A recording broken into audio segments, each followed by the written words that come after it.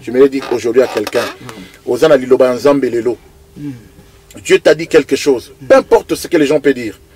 Peu importe ce que les gens peuvent pas te critiquer. Mais ndenge oyoka ki maloba. Nzambe ayebisi Noé. Abi Noé construit l'arche. Apesi ba dimension arche. Ayebisi ke non. Banyama nyonso bakota na kati arche.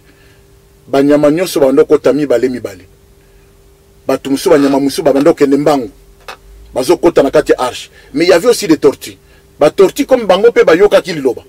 J'aimerais te dire aujourd'hui que non. Ozana liloba moko boyo yoka. Yona nzambe. Ona maloba mususu peut-être yoka na nzambe. Peu importe. Même si ça tarde. La Bible nous recommande de les garder. Peu importe. Batu bako koleka. Aujourd'hui, bazo sekayo aujourd'hui. Qu'aujourd'hui, depuis que tu es venu, peut-être tu n'as pas le papier. Tu n'as pas tu n'es pas stable. Aujourd'hui, peut-être il y a qui ne marche pas. Ton mariage ne marche pas. Batu lelo bazo sekayo. Mais sache une chose. Batu nyonso bando leka tortue. Bazo leka bazo kota na arche. Mais comme tortue ayoka ki mungongo ya nzambe. L'important c'est ça koyoka mungongo ya nzambe. Mais Noé alinga kokanga porte te. Sans que tortue kota na kati. Parce que nzambe alobaki ke non nyama nyonso kota na kati arche. C'est-à-dire comme yoyoka ki mungongo ya nzambe. Nzambe kokota sa place ya lingi yozala. Peu importe le temps. Même si ata batu bakoti batu ya liboso. Bazo kokota. Mais arche kokanga mate sans que yo kota. Même si elle tarde, même aujourd'hui, vous expérimentez puissance sans embêter. Mais gardez kaka maloba yo kaki, ke okokota na arche. Nzamba kokoti sayo, akoti na position, oyo alinga ki yozala. Nangina loba ilo moboy. Na yebisa ki pasteur moko boy. Kaka na short fond on abi. Omoni nzela lola, ils a tellement passé. Nzela lola. Que nous les serviteurs, to kondi sango li susute. Omoni Bible zoloba ke nzela lola, ils a lokola li dossier tonga. C'est-à-dire pour la réduction, c'est tellement difficile. Alors,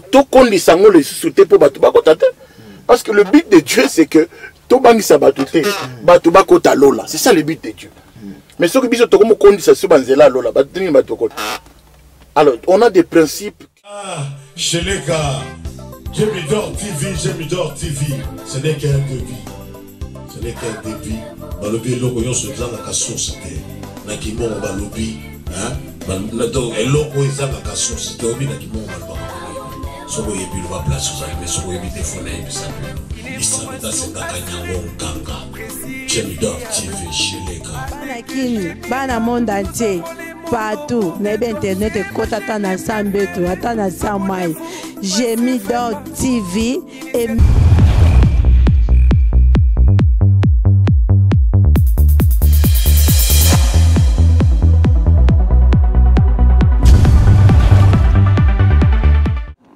Bonjour chers internautes, c'est bien votre humble serviteur Léon Zinga.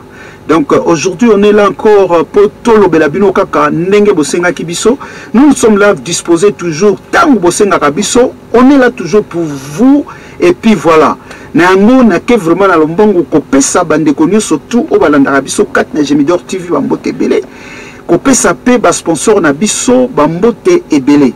Nango ko soki yo vraiment nanu okomi abonné na J'aimidor TV te ndeko luka vraiment o s'abonner oko sepela pe na bandeko omonike o soutenir musala oyo et oyo nzambe a touché au soutenir biso ndeko ko hésiter te parce que on a vraiment besoin de ça, on manque beaucoup quoi. Donc na mukuse to lobande ngwana tokoyoka bino sonité na koloba vérité nango toyebisi bino vraiment o nzambe a touché po osunga biso na musala o ekende liboso ko hésiter te ndeko luka vraiment okutana na biso to benga biso o laksa oyo yo moni okoki place nini ya kosunga biso po musala oyo etombwama ekende liboso nango tobosani te kopesa vraiment bandeko nyonso tout oyo bazo aider biso pe na ba conseil par-ci par-là bambote ebele place nyonso tout yo zomi topesi yo mbote na kombo na Yesu.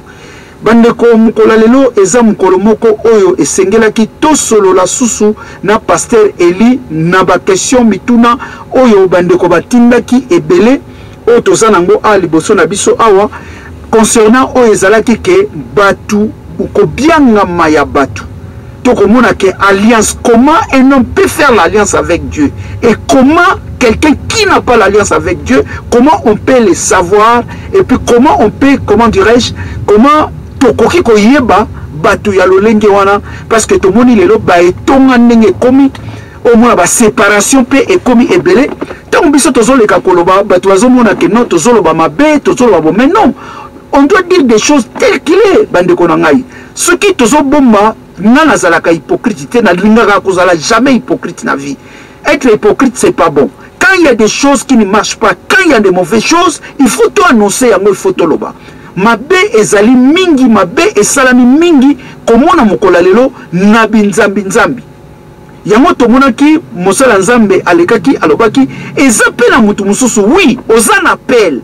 Mais nanu osali alliance na nzambe wanate. Eza na moment oyo osala alliance na nzambe, oyo akopesa yo ba directive. Oyo kozake musala, osa musala, musala po ekende liboso. Mais tomoni batebele dikuka kabwe pa ya bandi na ye musala, ce qui peut azaki côté songolo et simbité ou bien boyoka nezate entente ezate neka passer robaki moi 2-3 versets c'est bon. Au mona que non abi bonga pe asali et loko eza plus grave auto somona lelo batu ba koma na ba staff. Oh mukosambele comment bozana ba staff na bino. Yango ba biso oyo toko yaka na ba staff na bino. Moka na staff amutute. Pour ngai musala nzambe biso to banyango depuis le Congo, tozalaka jamais na ba staff. Donc yango kaka musala nzambe azaki na raison, il faut ko yeba alliance nini oyo sala na nzambe. Mutu tenga yebi alliance sala na nzambe, et ça très important. Batouana en tout cas bakenda à côté te.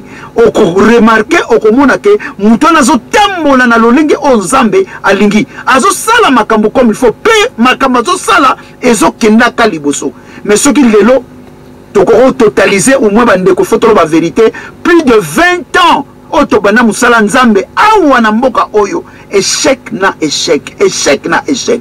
Alors na pena ko rejoindre pasteur de alobaki na ndenge ya bie bandeko nanga bomeka ko revoir ba appel na bino bomeka ko ka sonité ndeko nanga meka ko revoir appel na yo parce que tangu nzambe apesaka vision apesaka provision. Donc tangu yo nzambe apesio vision tu auras ta provision.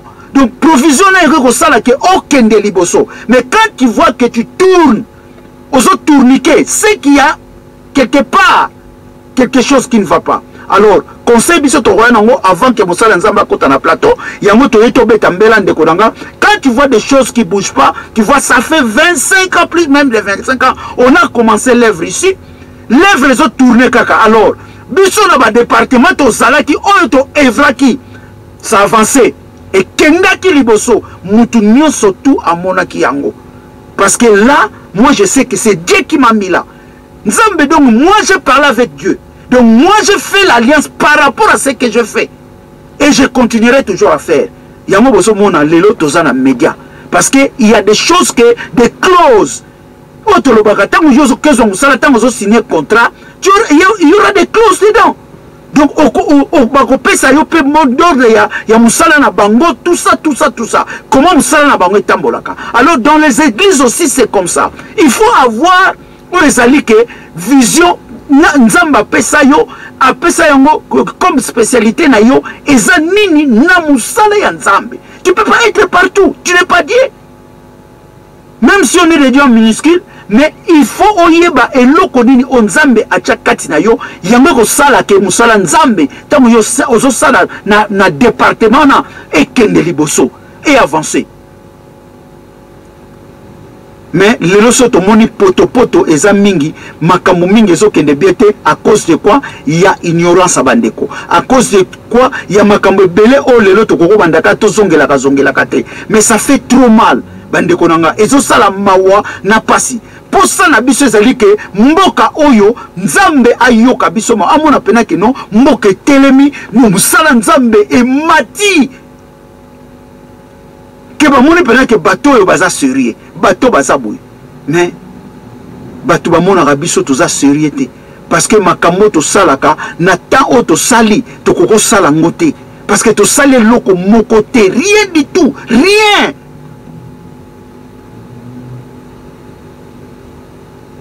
Mais c'est triste. C'est vraiment triste. Au lieu même abisso kuto atana unité, plus grave, et y comme même abisso encore plus de séparation. Voilà. Donc, résultat na biso lelo, et une séparation. Des résultats. Donc, moi, j'ai résumé tout ça en séparation.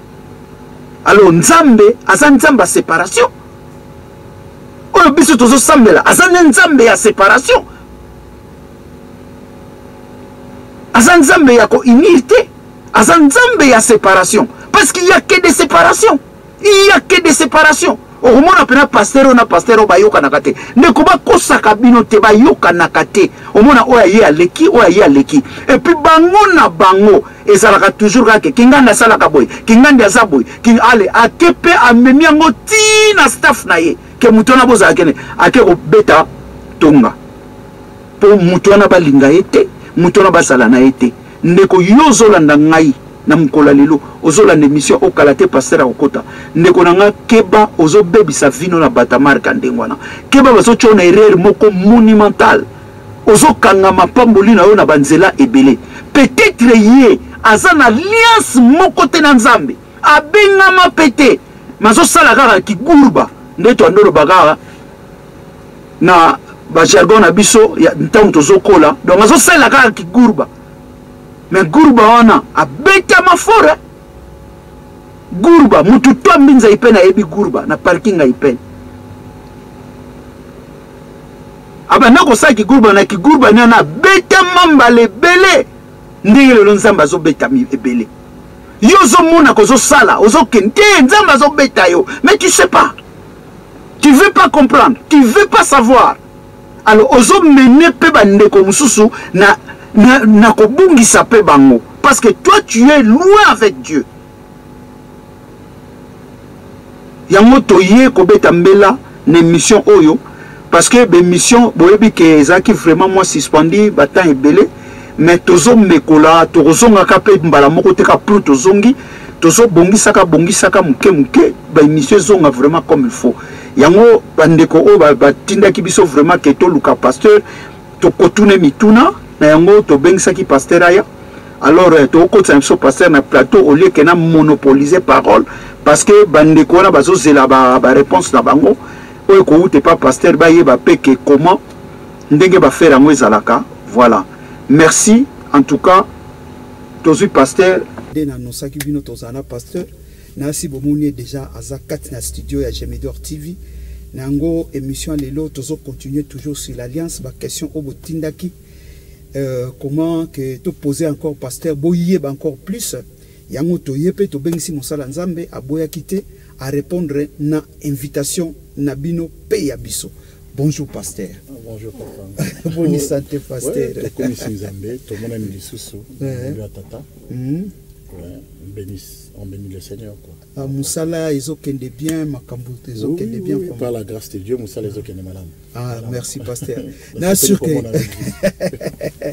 Nandaku ça va. Oui libota ça va. Ah c'est bien pasteur, c'est activité paix. Oui, en tout cas, société, tout va bien par la grâce de Dieu. Tout. Mais tout le monde qui m'a dit Betty Makasia, yo, aux huiles de gâté. Oui, dans les huiles de gâté, na kacha Dup Nangai, ils ont été vraiment endommagés. On a rendez-vous semaine prochaine. Alors, en tout cas, ça a touché tout le monde presque. Ah, d'accord. Bissonio sauté, touché qui biso vraiment. Mais bien, Tozolo Babou, avant de bande d'émission, bien, au Tozomon Alelo, passer au moni, l'organisme Zali, tout le monde a assurance, tout ça. Quand il y a un problème, Tozo courir, la moko monake et salami pe et lokwana yangoto avant to banda pele mission toujours linga pe bamboka na biso quand même et comme pe boy vraiment oui yangona c'est faut te soutenir biso nyos il faut qu'on soutenir konzi mboka pour quand même c'est pas pour rien que Nzamba che bango wana c'est juste que non bazana besoin de la prière na biso enfin que bamboka na biso za lokola civilisé organisé lokola bamboka oyo amen. Merci pasteur. Pour continuer à vivre émission na biso lelo bande ko batel ya Gemidor TV lelo ndenge bolobaki pasteur azonga azongi sous na studio ya Gemidor TV. Alors mukola lelo ezana ba question ebele oyo bino bomitungisaki nango bolobaki vraiment que non ndeko vraiment ekoza malamu obengisa lisusu pasteur aya 4 na studio comme ça to tuna yesu mituna obotindaki surtout papi kongenda na monaka komaki ebele mitune bele tunaki nango to kena vivre émission pena pasteur to lobela qui dernière fois awa o lobaki pena sur l'alliance. Alors sur l'alliance swana bate belé ba tout aminango komona ke ba biloko mingi oyo lobaki na kato se bazaki nango. Alors nako kende nanu na question ya liboso parce que lelo za pena mingi eza émission na biso lelo batu bako eza mingi ba question oyo ba bandiko batindaki yango to bengisio vraiment soki okoki ko répondre na ba question yango étant que mosali na Nzambe. OK. Donc ndeko na biso Ange et puis mobile na Epidor bango bavandi bongo na Paris ba ningaki vraiment koyeba sur l'alliance ndenge lobaki ba spécialité il faut ezala. Alors bango ba comprendre kité pourquoi na alliance il faut spécialité songolo et ya na kat alliance. Je pense qu'on a peut-être que comprendre un peu ma B dans le sens que Bible zolobailo comme c'est très important que chacun marche selon l'appel qu'il avait reçu de la part de Dieu. C'est-à-dire, mutuna mutu atambola lo lenge nzamba bengai. C'est-à-dire, s'il y a deux choses dans le ministère, c'est-à-dire il y a l'appel, il y a aussi la mission. Nzambe akoko bengayo lelo abengiyo, on dit oui. Appel, c'est quelqu'un, tout le monde peut appeler quelqu'un. Aujourd'hui, on t'appelle Pasteur Eli, je dis oui. Alors il faut yebisanga pourquoi c'est-à-dire il y a deux choses, il y a l'appel et la mission. C'est-à-dire la mission c'est-à-dire c'est très important ce que l'on dit spécialité. C'est-à-dire ça chacun est unique et Dieu donne à chacun une mission spécifique par rapport à Yandenge Bayoka na Nzambe. C'est-à-dire si on a répété le Kowana spécialité par rapport à Nini. Il y a Maloba. C'est-à-dire, par exemple, il y a plusieurs églises aujourd'hui. Oui. Mais ce qu'aucune église Oyo, il faut bailler Bisayo, église Oyo, spécialité dans les années. Aucun n'est pas bangolais. Aujourd'hui, que non, en tout cas, et spécialité dans Bango, par exemple, les Abasupa, Sopa, spécialité. Chaque tribu est dans la spécialité. C'est-à-dire, chaque église, chaque ministère, chaque pasteur, il faut azala na spécialité naye malobanini oyo boyoka na ananzam. Tu dois travailler en fonction ya malobawana. C'est ça le problème, c'est que aujourd'hui on est dans un restaurant ba chinois, ba ko pesa yo ba menu na bango. Abi biso tokolambela yo boy. Il faut église ezala et fournir menu nango par rapport à mission en Zambie. Quand Dieu appelle quelqu'un, il lui donne la mission. C'est pour cela même Moïse, des fois, tango bana Israël, comme quoi adorer la statuette, Nzamba Siliki. Tango Nzamba Siliki, aibisi Moïse, qui n'a l'ingina rendre comme on a eu à la mounene. Comme on est à la mounene, mais il faut na boma bateau. Moïse aibisi non, oko boma bangote, ngana yoto yokanaka. Bongote. C'est pour dire que non, un serviteur pour acha a tout en Nzambe, pour empêcher des femmes à l'Obayanzambe, ou il faut comme la peut-être dans Mundimi, il faut comme la peut-être dans l'église, et toucher Mundimi. Il faut que serviteur de Dieu a une alliance en Nzambe, ou il faut empêcher des dégâts moussous, ou il faut côté panzam. Mais toke sous ser nabiso tété na mobile naé romain na Paris.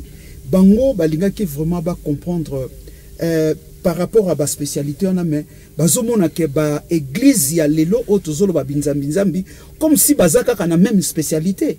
Non mais faut que quand tu es dans une église lelo au côté restaurant il faut tuna bolambara ni awa oko kota jamais une église boye sans toutefois ba spécialité na bango parce que Dieu agit aussi en fonction de l'alliance.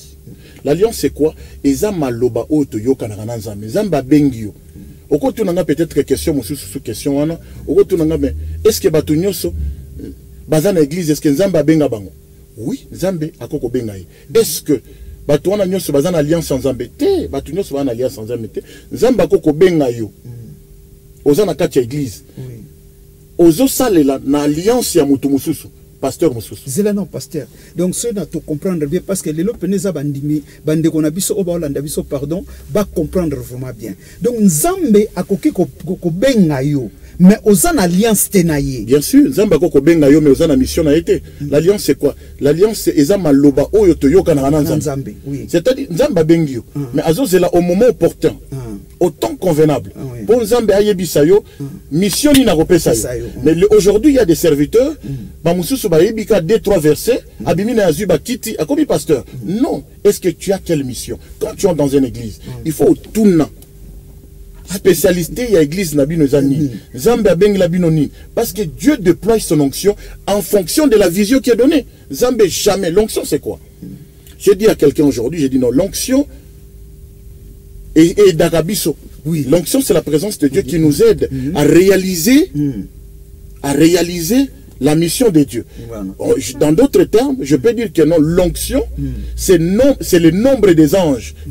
Exactement. Mais si vous avez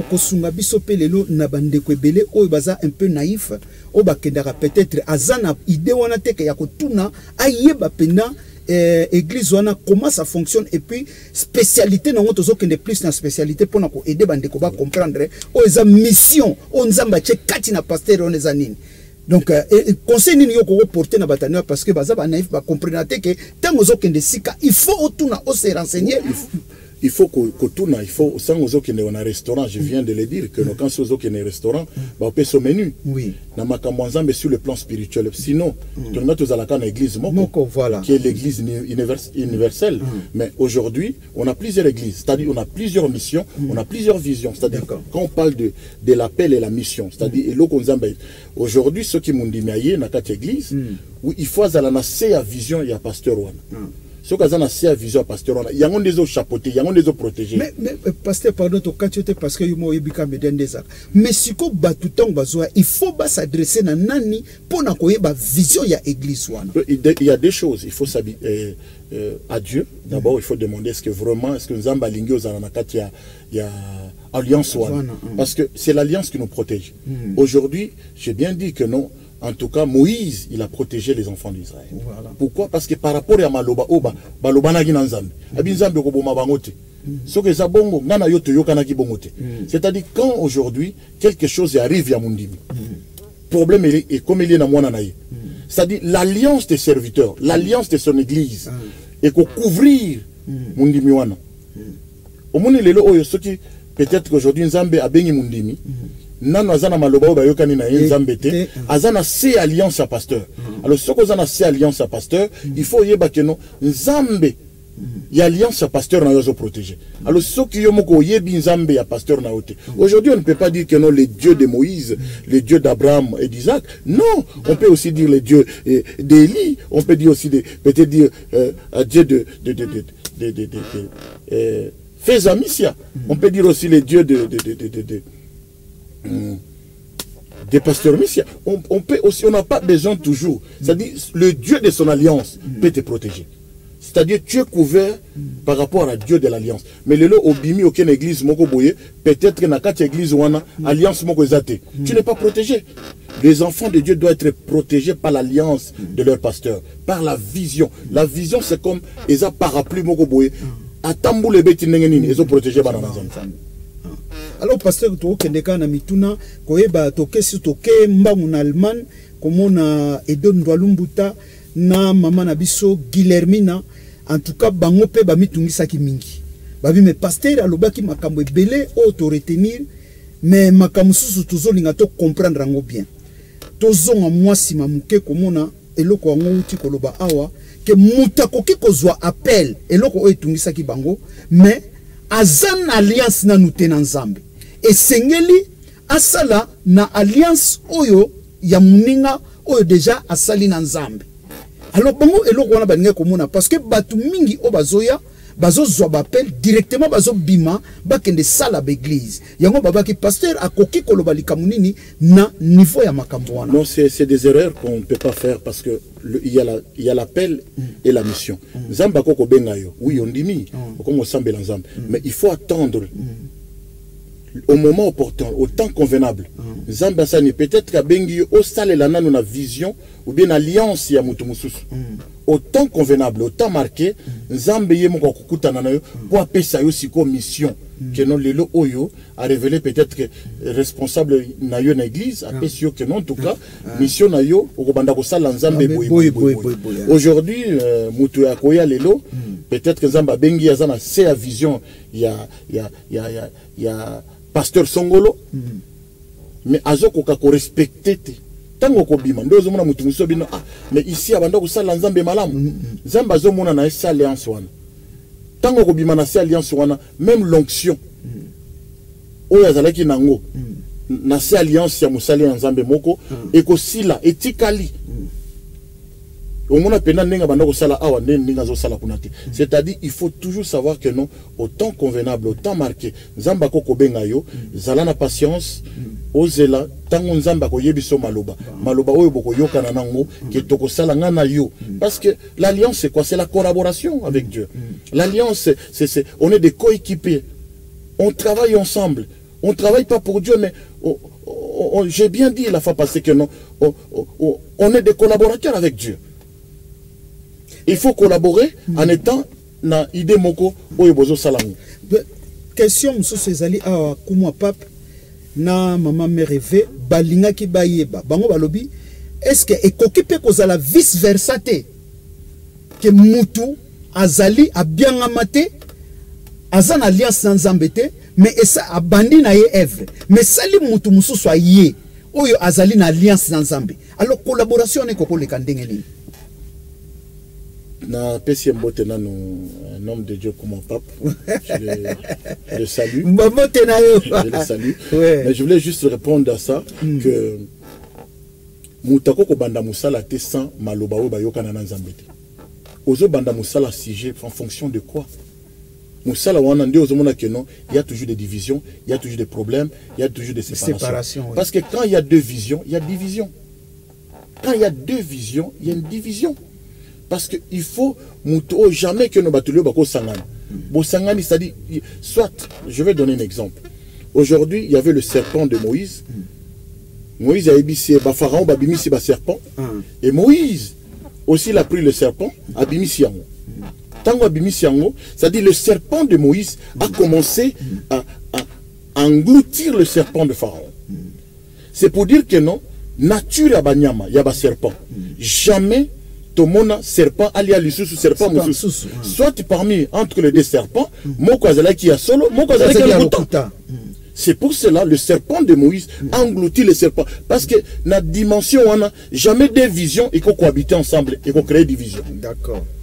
Alors pour commencer l'œuvre, il faut zanamaloba approprier au bobanda nzambe. Même l'onction. L'onction c'est quoi? C'est la capacité que Dieu nous donne pour le service.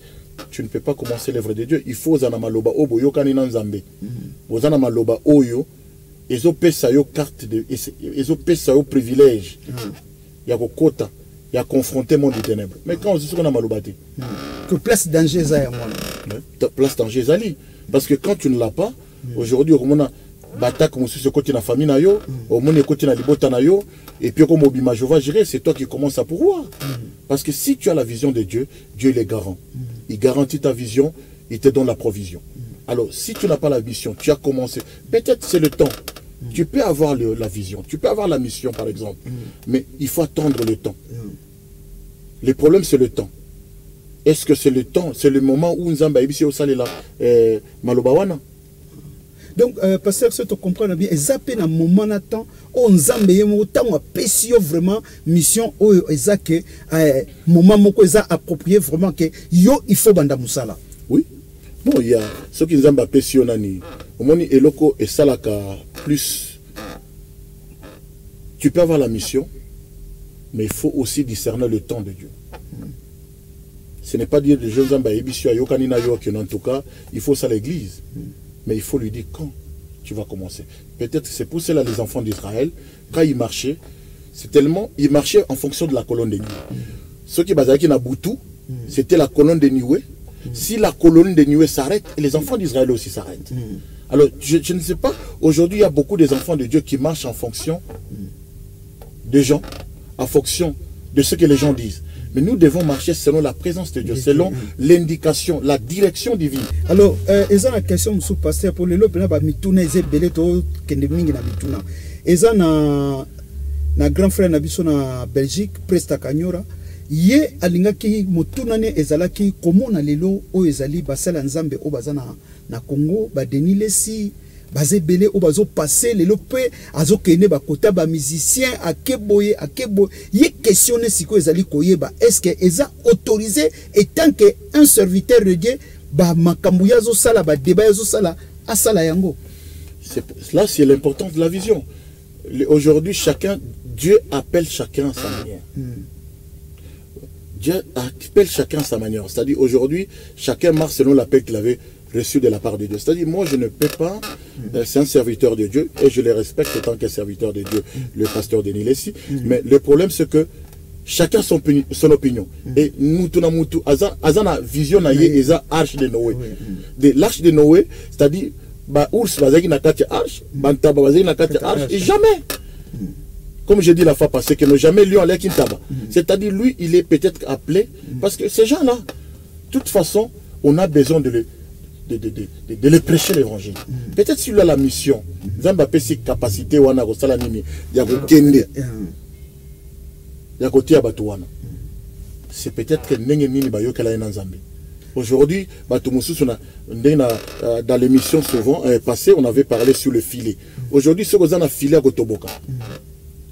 Au bois qui filet, na mokili, on go tirer bambisi, peut-être tu risques de tirer un baleine. Alors, baleine a eu force à quoi ici dans mokili. Alors, nous devons tirer attention. Si ce n'est pas ta mission d'aller vers eux, il ne faut pas y aller. Et si tu sais que non, ce n'est pas la mission que tu as, c'est là où l'importance de la vision. Par rapport à Malobani, si l'homme de Dieu il est en train d'aller, c'est les gens-là. Pour les prêcher, peut-être que bagoye banza mendeni misoka akutana mais comment lelo ekokoza le contraire na bande kobele otozomona que musala nzambe tozuka ka tozona un exemple musute ko mona vraiment Denis Lessi azokote pas ba musicien azokota mais aussi longtemps que biso moko awa soki kutu yo approcher mutandengo na do ba kanyo ba mo balobi yo za satana. Dieu n'est pas venu, Jésus-Christ n'est pas venu pour les saints, hein. Il est venu juste pour les gens qui sont pécheurs. Il est venu sur les gens qui sont pécheurs. Normalement, de Paul, quand il arrivait chez les Romains, il devait se comporter comme des Romains. C'est pour dire que non, en tout cas, devant le païen, il faut être avec eux pour les prêcher l'évangile. Parce que ceux qui ont approché Bangote, c'était pour... C'est vraiment une mentalité autour de empirique, comme je peux dire, mentalité un peu congolisation. Alors nous devons quand même essayer un peu de changer l'évangile. Mais pasteur, peu importe, autant marqué de Dieu, Zamba koyeba malobanini, il faut que tambola le lenge ndenge zambalingi. Et puis ce que tambola le lenge zambalingi, Dieu t'accompagne, il t'assiste, il te garantit la mission qu'il t'a donnée. Mais lelo komona ba makambo tozo vivre o ezoleka ebele na baya etonga na biso par-ci par-là mais eloko nini vraiment oyo koki ko rassurer peuple ya Nzambe mukola lelo ba continuer ba demeurer na nzela wana. Non mais il faut juste savoir que non, dans chaque église il y a toujours des problèmes. Là où il y a la vision de Dieu, il y a des combats. Ce n'est pas en changeant des églises là où il y a des problèmes. Non, chaque église, c'est-à-dire quand il y a la vision, Dieu donne la vision à quelqu'un, la mission, Azan approprié. C'est-à-dire chaque vision a un ange approprié. J'avais dit la fois passée que non, Pierre, chaque serviteur, Dieu dispose d'un ange qui lui ressemble. D'accord. C'est-à-dire comme Pierre, quand il est sorti de la prison, Pierre, il est allé dans la chambre haute place, au Sambela. Les portes boyées, intercesseur, disciple, les portes, non mais écoute, ce n'est pas Pierre. C'est pas Pierre, mais lui, en tout cas, c'est son ange. C'est pour dire que non, chaque serviteur, Dieu dispose d'un ange approprié pour la mission. Alors, chaque ministère est appelé à combat. Aujourd'hui, peut-être qu'on a assez un ministère moko boyé, qu'on a expérimenté puissance sans embêter, mais on a maloba. Je voulais juste te dire une chose.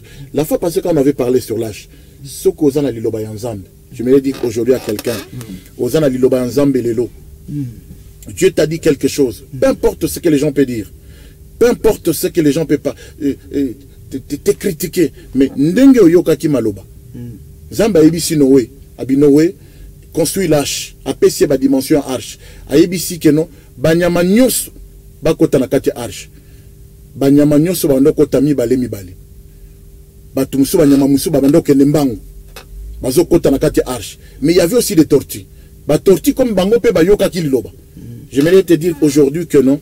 Ozana liloba moko boyo yoka. Yo na nzambe. On a maloba mususu peut-être yoka na nzambe. Peu importe, même si ça tarde, la Bible nous recommande de les garder.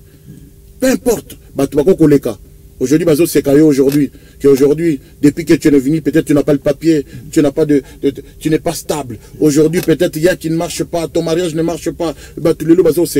Mais sache une chose, mais comme tortue ayoka ki mungongo ya nzambe. L'important c'est ça koyoka mungongo nzambe. Mais Noé alinga kokanga porte te sans que tortue akota na kati parce que nzambe alobaki ke no nyama nyonso akota na kati arche. C'est-à-dire comme yoyoka ki mungongo nzambe, nzambe akokota sa place ya lingi yozala. Peu importe le temps, même si ata batu bakoti batu ya liboso bazo kokota, mais arche kokanga mate sans que yo kota. Même si elle tarde, même aujourd'hui, vous expérimentez puissance sans embêter. Mais gardez kaka maluba yo yokaki, qui est au kokota na arche. Nzamba kokoti sayo, a kotion na position, oyo alinga ki yozal. Amen. Merci pasteur, il y a fortifié bande konapso parce que tout le monde est là, bande ko belé, bazana bolembu makasi, bazu ba déception et belé surtout et pas bande konabino, baninga nabino. Comment dirais-je, collaborateur nabino par rapport à dire na bango, par rapport à comment dirais-je, comme malmené bande comme sous et puis tu es comme on appelle kobo et koti mingi makasi na milliers yango et misusu pe tozoyo ka boto ebite boto sala ki mo investigation na biso comme on a ke ndeka kolobaki bande ko na biso balinga komema makam mingi ya lokuta ke mutu azande ngona te me balingi ka ba pese connotation moko boy. Alors lelo vraiment étant que tous yeux lisusu pour ça na biso zali kaka ke oloba so atandengo uti koloba na bandeko oyo ke non olieba kendaka mais ba ko kangama esika moko meba oyo bazana ndako sikoyo eloko nino ko yebisa bango po telme sabango bazongela ba activité na bango bazongela bolingo oyo bazaki nango kala. Je voulais juste dire à quelqu'un aujourd'hui, peut-être tu es fatigué. La Bible dit dans les derniers jours l'amour de plus grand nombre se refroidira. Mais j'aimerais juste te dire qu'aujourd'hui, que c'est vrai, il y avait des abus par rapport aux serviteurs de Dieu, mais Zamba benga kaba umbunayi, mutuna mutunayi. Il n'y a pas de sang, on n'est pas de sang. Mais il y a une chose que nini boyoka na nzambe. Et Zamba loba pasteur te, ou bien évangéliste te, ou bien diacre te, oyo ko sala ke non, yo vana nandako. Bango ba benga kiyote, mutabenga kiyo zanzambe. Il y a la Bible que chacun marche selon l'appel qu'il avait reçu de la part de Dieu. Nzamba a besoin de yo. Les actes que nous vendons en ndako, parce que pasteur a salé le côté, il sera aussi jugé sévèrement. Mais Nzambe, yo peut la juger sévèrement. Peut-être Nzamba a sur grâce, ou utiliser yango, ou salé la ye. Mais aux yeux yango le kola mutoazo qui bat talent wana a bombi yango. Nasia mabela a salé li yango te. Mais Nzamba a senga yango. Dieu a besoin que tu puisses les servir. Luka direction peut-être place yo zalaki, ezaki place wana peut-être nzamba zo mona yote. Na ba place nyoso na ba famille nyoso ba problème ezala. Oui. Mais j'aimerais juste te dire ba tona ba benga ki yote, mutabenga ki ezanzamba. Nzambe wana oyo abenga ki yo. Ako fortifier yo, ozongela musala nzambe et puis te bénira par rapport à ce que tu es en train de faire. Merci pasteur. Parce que les pamboli mususu papa na katiote, les parle manoa. Maman Samson. Je me dis ça que non. Et ça c'est en travaillant aujourd'hui au Vandi. Aujourd'hui les botana yo ils ont un problème. Au Vanda problème on a des situations au Vandi non andako. Mais manoa il a ayoki liloba nzambe que non. Nzamba ko pese Samson a pese na ba condition et que mwana wana akobanda ko melananité. Obanda ko mela ba liqueur verte, obanda ko sala ba pesi ba condition pour na lipamboli wana ya mama ya Samson. So Samson botam. Et la Bible dit quoi? Il était en train azaki na kati ya champ. Oui. Tango ange ayaki ko yebisai. Si quand on parle de l'Ancien Testament, quand on parle de l'ange, on parle de Jésus-Christ. C'est pour dire que non, lelo oyo liloba nzambe ekoko salema na vie na yo ce kozana kati ya champ. Prophétie na yo et l'autre nzambe a promettra yo et koko salema soki zaka na katia bilanga. L'ange descendu, il a trouvé Manoa na katia bilanga. Est-ce que lelo oyo le loba promesse ya bato ebele ezo se réaliser te. Pourquoi? Parce que ça na kati ndako. Nzamba zo linga penda ozongela ye même si na ba problème peut-être par rapport à maloba na yo. Per rapport ya ndenge zo salela nzambe. Peut-être que Dieu peut passer par là pour donner un message. Alors comment on a lelo bandeko oba vandi pasteur auti koloba a bandeko yo ko vanda te eloko biso tozo loba a pena tozo betambela kozongela première amour quel que soit o ezalaki bambiche ezalaki kati na basala nzambe makambo ebele mais posa ya nzambe ezali yo ozongela musala na ye ndenge pasteur auti koloba peut-être lipamboli na yo ezozela yo kaka esika wana o yo zo négliger mais pasteur comment on a ndenge nazoba boye likanisi moko yelinga mais sikoyo ndeko wana oyo avanda na ndako peut-être ezalaki ke tango séparation salami allez pasteur mususu akamati amemi bango bakei ou bien batikali esika wana mais tanga ye komona ke asalaki erreur alors na soni wana esali ke asefase na ye kaka. Tu sais ce qui bato bakomo kozwa église lokola ligablobe église comme eza lokwa fanatisme ou bien église église eza nzambe. Il faut d'abord koyeba est-ce que nzambe azomona nga na kati église wana. Est-ce que nzambe azolinga nazala na se alliance ya mutu wana. Mais bakoko ye bango ndeni passer parce que il faut que ne pas une émission bien batu wana obazoya il faut ba ye bango ndeni comment akoki koyeba que non nzambe alingi pena na travailler na pasteur. Il faut prendre le temps. Tu vois le sentier, il y a des signes, il y a le signe. Dieu parle tantôt d'une manière, tantôt d'une autre. Ça dépend de la manière que Dieu visite son peuple. Aujourd'hui, et cause à la part d'auto, aujourd'hui par conviction, parce que Bible les olobakeno et l'ogonios tozo sala sans conviction dans les mais le fait à kovana nandako, la Bible dit que non auto lobayango, abi ce que j'ai contre toi parce que tu as abandonné ton premier amour. Bolingona liboso. Les lots peut-être que Zambia Tchayo, mais tous les lots ne sont pressés. Azolinga la paix pasteur, alinga a télématé yaka non. Tu es bien versé et puis tu es il faut toujours attendre le moment opportun.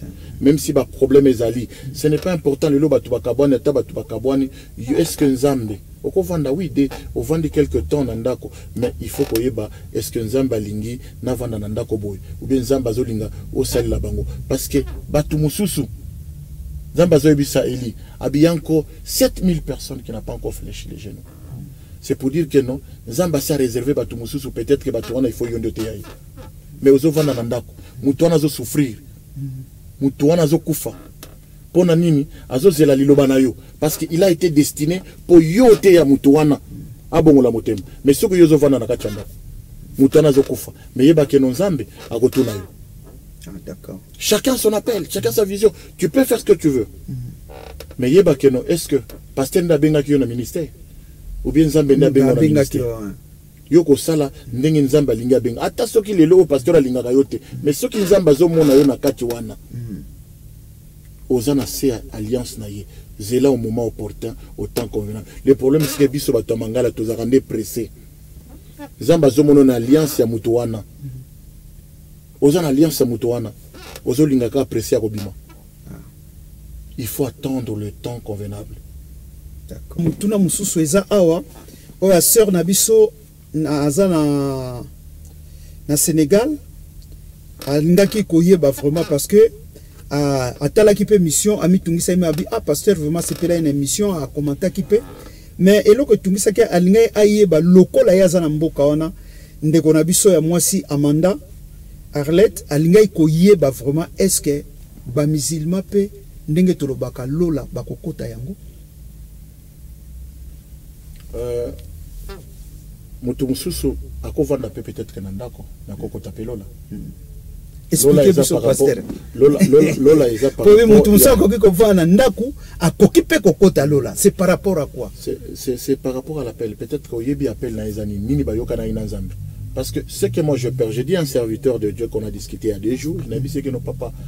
Moi je n'ai pas peur d'un serviteur que le loi TI, azoko isabatoba bon qui va bénir. Non. On respecte un serviteur, c'est par rapport à Malobao Bayoka na banguna Nzambe. Attends moi on a peut-être kaza mundi na kati za serviteur na kati église, mais Nzambe yebisa que no muta ko toucher yo, a toucher ngai. je te fais comme un arche de l'alliance.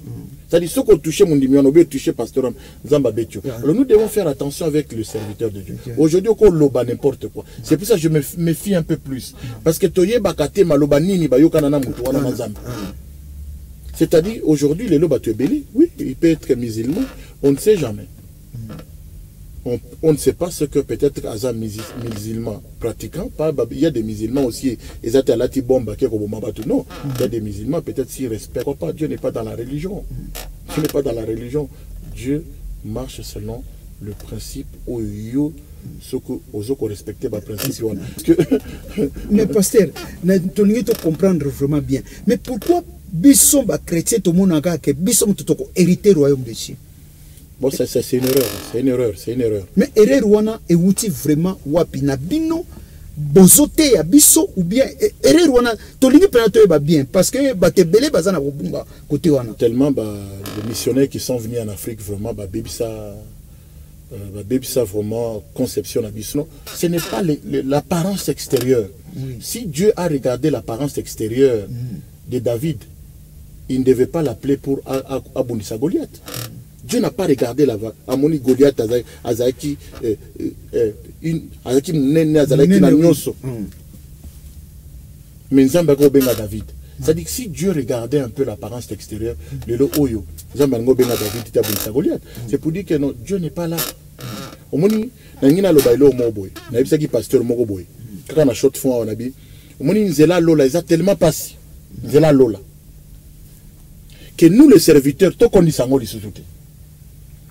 Bible zela lola eza lokola lidusu ya tonga. C'est-à-dire pour la lidusu on a peut poko tawana, c'est tellement difficile. Alors to kondi sango le sous-souté pour batu bakotate. Parce que le but de Dieu c'est que to bangi sa batute batu bakota lola. C'est ça le but de Dieu. Mais ce que biso to komo kondi sa subanzela lola batu batu kota. Alors on a des principes Dieu n'est pas là dans ces principes-là. Dieu n'est pas là. Parce que musulman ou bien tout ça, c'est vraiment un grand débat. On aura le temps vraiment d'en discuter plus. D'accord. Alors merci en tout cas. Je suis sûr que Bandeko Bazou a réponse na bango. Tozo kenabiso pe na ko chité émission boyebi kaka média ezalaka tangu tozo pe pasteur tangu mingité parce que azape na makambo belé ya ko sa na mukola lelo. Nango pasteur to sepeli mingi vraiment na ba réponse oyo pesi biso mais biso moko pe na komona kati na Gemidor TV oyo komona vraiment que lelo ozo penser nini vraiment pona mboka na biso ya short fond pona musala nzambe. Tena musala nzambe, oui, il y a des serviteurs de Dieu, il y a des églises mais nous devons travailler en complémentarité. Musala nzambe za bisote. Musala nzambe eza lokola moko azamisu lisu. Mususu aza loboko, mususu aza lokolo. Soki lokolo enu tuti. Monoko gangi. Aïe. Et loboko est compatible. C'est-à-dire l'œuvre de Dieu c'est la complémentarité. Tu ne peux pas travailler toute seule. J'avais dit la fois passée que non, eza lokola 4 évangiles. Dans les 4 évangiles, chaque serviteur a décrit Christ de manière naïve. Il est le fils de Dieu, il est l'enfant de Dieu. Alors, c'est comme aussi quand on prend. Aujourd'hui, quand tu n'as pas l'alliance, aux ana solo yanzoto, bando qui va lier facilement, bademo ko attaquer facilement parce que aux ana solo misuni. Mais ce qui nous a reposé dans vers pâturage, au comme na solo matiti, personne ne te sera touché. Mais pasteur, tozongana mo mukesima, mais ndenge nini lelo tozomona bande ko na biso oyo bazokendaka ko sambela o bazana nzambe. Bazana peur ya makasi. C'est dit à quoi? Parce que tu sais, quand aujourd'hui tu as un père de la... J'ai toujours dit à chaque fois que quand quelqu'un a peur de la sorcellerie, des sorciers, c'est-à-dire il y a un vide dans sa vie. Il y a quelque chose. Il n'a pas une... Quand tu as l'alliance avec toi, je viens de le dire, Daniel il n'avait pas peur. Mais il a quelque part moins responsabilité.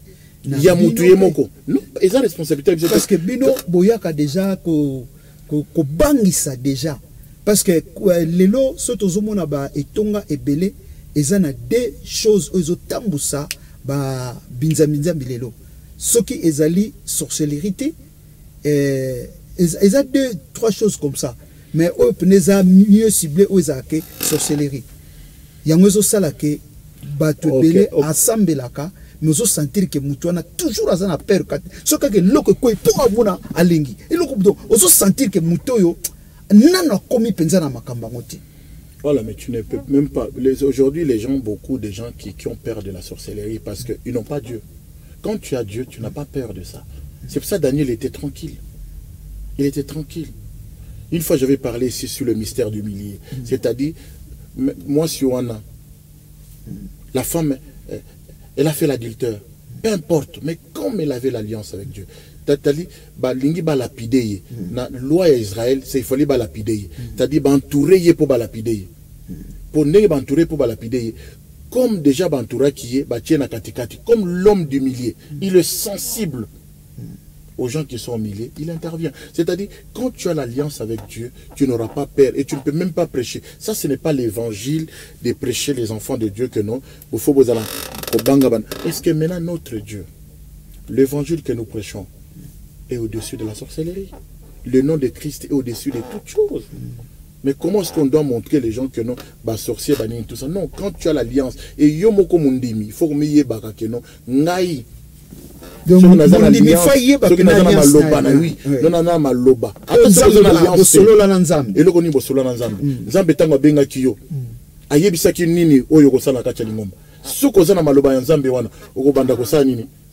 Mais pasteur tokena nous bien. Bon siko basala nzambe o mona ye na sainteté azali na côté bayembi azali. O mona ye boy na boy azali. Donc c'est que ouais, bon, on ne peut pas refuser aussi, ça peut être aussi les dons de Dieu, mais le problème c'est que il faut avoir la mission spécifique que Dieu t'a donnée. Tu n'es pas les seuls, l'œuvre de Dieu c'est la complémentarité. Jamais recèle l'ensemble yomoko. Alors, mais ce qui moutazan vraiment, est-ce que vous pouvez expliquer bisoni? C'est ce moutazan il faut refaire quand même appel là. Il faut attendre nanu alliance na nini o ba yokana nanzam. Et loko nini parce que Dieu déploie son onction en fonction de la mission où nzamba pesa yo. Alors ce qui on dit au monde lelo na ba mabonza azali nadim azali partout azali. Non, ça c'est une erreur. C'est une erreur qu'on ne peut pas. Il faut distribuer le travail. Chacun, il faut yeba, yo pasteur, il faut na esprit à discernement, il yeba que non, na pesa keba na basala, oyo, zamba bengela pe boye. Et ça peut responsabilité na bisa kolba pena que non, Dieu m'a dit ça, yo ko sal nzambe boye. Et puis moutengo moko il faut à la pena que non, oui, moi aussi Dieu m'a dit ça. C'est-à-dire Dieu nous bénit en fonction de ce que nous faisons aussi. C'est par rapport à la mission et à la vision que Dieu nous a donné. Et puis nzamba par là, Dieu nous occupe. Nzamba kipe biso apesi ba mama koki poto sani tu exercer mosala nzambe. D'accord pasteur, nomoni vraiment to komi na biso na suka émission oyo ezalaka vraiment elengi makasi. Mais to rezoyo lisusu parce que bandeko o basi ba question na bango oyo à comprendre bien te peut-être à kolinga susa contacter biso atuna so mituna mususu na assure que vous allez dispo pour na répondre bango lisusu baye ba pena et puis ba o bazana bolembu ndenge kaka uti ko beta mbela awa ndeko yo zana bolembu telema salela nzambe nzamba ko sala ya mingi na ba vina bino na ba vina bisonyo surtout nango pasteur to ebité ceux qui peut ouais, je voulais juste ajouter quelque chose là même je suis après l'émission je suis en train de partir en Belgique je suis en train de partir en Belgique mais tellement c'est je me l'ai dit quelqu'un que aujourd'hui notre Dieu, il est miséricordieux.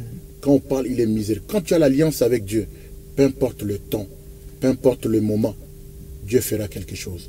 Il est miséricordieux. Quand on dit il est miséricordieux, c'est-à-dire tu peux être dans le misère, tu es dans le misère, il t'envoie une corde parce qu'il est Dieu. Il est miséricordieux. Dieu, dans le misère, il t'envoie une corde. Il est miséricordieux. C'est-à-dire, peu importe le temps, peu importe le moment, j'aimerais te dire quelque chose. Attends ton okoku faté sans que parole ensemble réalisée dans la vie. Notre Dieu, le Dieu de notre alliance, il est miséricordieux. Tu seras toujours protégé par ce Dieu qui t'a appelé. Ah, merci pasteur. Que le Seigneur vous bénisse. Merci. Nango to komi na suka to ke vraiment ko pesa ba sponsor na biso nyonso oyo basungaka biso kat na Gemidor TV ba mbote ebele bo continuer ka ko sunga biso bozo mona pe toujours ba mato sezo baksa makaka grâce na bino o bozoya nango mo muke yango zo sala ke tozanga te to baksaka toujours biloko po musala pe emata ekende liboso na yango tokutani na biso na mbala sima boyebi kaka kobenga na bino epesaka biso courage enfin que te bape ko contacter su bandeko mususu o bazala pe na posa koleka boy hésiter te bobenga biso en tout cas Gemidor TV eza pona mutu nyonso tu na yango toke vraiment kopesa pasteur Luvumbu Fede na Allemagne bambote ebele na mama na biso oyo abengami penza na mama Loboko mami Loboko na kati bokende pe bo s'abonner kuna bo landa pe na bilei o mami Loboko azosala na kati ya Allemagne eza malamu mingi na Tsuka TV na yango tobosani te mwana biso Hermione Maneka na kati ya na éviter ce qu'on dit Mamiston Malewa. Dernièrement, je me suis dit que non, en tout cas, il faut n'aller au lien. Ah, d'accord. En tout cas, vraiment, je connais la spécialité. Ah, voilà. En tout cas, merci, pasteur Lobelo, comment bien, malgré tout, comme une souka, to moni Mamiston Malewa na grâce na ye, na spécialité na ye. To kepe comme on a Myriam Coiffure, na spécialité na ye. Ah, en tout cas, merci, pasteur. Et le Kolobi, eza motuya. Donc, yo, obengami, il faut luka spécialité na yo. Tozolo bananenga bien. Soko pasteur, to fingi yote kene luka spécialité na yo oyeba o nzamba bengela wa pesa yo sinon te mawatro pasteur les beaux les pasteurs tous les pasteurs qui travaillent ici, tous les pasteurs, l'apôtre Seba que j'estime beaucoup, j'ai beaucoup d'estime pour lui. C'est le pasteur Seke, hein? Apôtre Toko Seke. Ouais, alors je le salue. Alors une fois on a fait, je respecte ton ministère et puis je salue vraiment les dieux de ton alliance. Le pasteur Feza Missia Mutuazamani, alors je te salue là où tu es avec ta famille. Je salue aussi mes enfants, et puis Kelsey et Penelope. Je vous salue, que vous soyez bénis. Merci. Tokomi na biso na suka misa na biso ya lelo eloba ndeko na biso bosolo na politique Israël Mutombo to pese pe bambote belé na landaki mission lobby ezali kitoko makasi mboka wana ezali toza na posa ekende liboso ndengo na te pasteur Zamba pambola Israël en tout cas mboka ekende sala kitoko makasi musala wana vraiment ezo sunga biso pe mingi Zamba assister to pese pe ndeko na biso bokechu wayambo bambote belé pasteur Azoya Belgique peut-être beaucoup kutana. Oui. Aujourd'hui tout de suite. Merci Botika la malamu bandeko nyonso tout ya short fond tous les pasteurs au pasteur apesi bambote ngapé de même na pesi bambote belé qui a la pe bambote na yo tous les pasteurs les pasteurs venus tout le monde en tout cas vraiment pasteur Missia Zurich tous les pasteurs en tout cas je vous salue au nom de notre Christ. Merci. Gemidor TV Ezaya Bino, Ezaya Biso, Ezaya Ngai, Ezaya Boye.